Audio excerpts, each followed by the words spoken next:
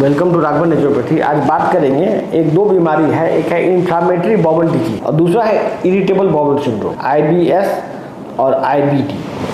तो inflammatory bowel disease जो है ये बेसिकली दो टाइप का होता है, एक क्रॉन्स डिजीज और एक होता है अल्सरेटिव कोलाइटिस। ये ऑटोइम्यून डिजीज और ये बहुत खतरनाक है, मतलब बहुत लंबे समय तक रहता है, प्लस लेटिन से पस वगैरह आता है और फिर बाद में ये कैंसर में भी कन्वर्ट हो सकता है। ये इसका नेचुरोपैथी में ट्रीटमेंट है, एलोपैथी के पास इसका कोई इलाज नहीं है। दूसरा है irritable bowel syndrome. Irritable bowel syndrome कोई बहुत बड़ी बीमारी नहीं है। आदमी को कभी लेट्रिन होता है, कभी पतला, कभी कब्जियत, इस टाइप का होता है, आदमी उससे इरिटेट रहता है, लेकिन एज सच ये बहुत बड़ा बीमारी नहीं है।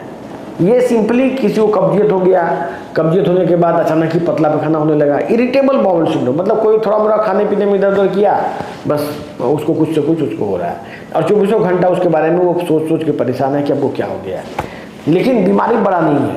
IBD एक बड़ी बीमारी है, ये कैंसर के तरह का बीमारी है। इसको इन्फ्लामेटरी बाउल डिजीज बोलते हैं। इन्फ्लामेशन होता है गट में, गट के लाइनिंग में, स्मॉल इंटेस्टाइन में, लार्ज इंटेस्टाइन में।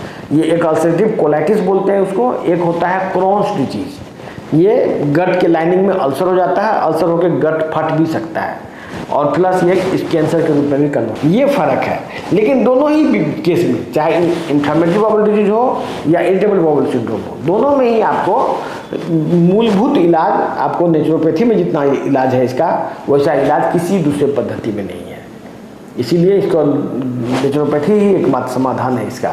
हालांकि एलोपैथ वाले कहते हैं कि ये ऑटोइम्यून डिजीज है, ये कभी ठीक नहीं हो सकता है, ये ठीक हो ही नहीं सकता है, ये बात बोला जाता है, लेकिन हम लोगों ने देखा है कि बीमारी बहुत बड़ी बीमारी नहीं है, बशर्ते कि वो बीमारी ऐसा कैंसर में कन्वर्ट हो जाए तो अलग बात है, लेकिन यदि इनिशियल स्टेज है और बहुत दूर स्टेज तक में, ये टोटली क्यूरेबल है।